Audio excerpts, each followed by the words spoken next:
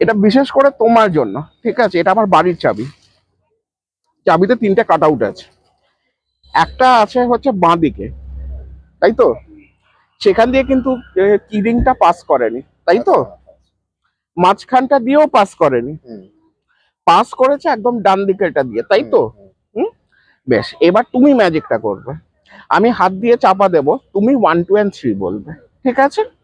আর চাবির যে রিংটা, কি রিংটা, সেটা আছে কিন্তু ডান সাইডে, তাই তো? বেশ, এবার তুমি 1 2 and 3 বলো। 1 2 3 বাঁ দিকে এলো।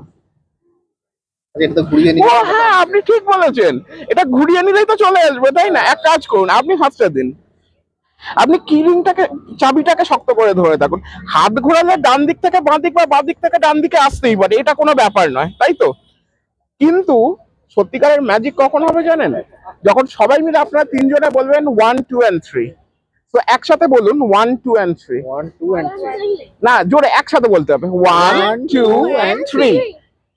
বাঁ দিক থেকে ডান দিকে বা ডান দিক থেকে বাঁ দিকে তো আসতে পারে, কিন্তু মাঝখানে কি যাওয়া সম্ভব? আপনি চেক করে নিন।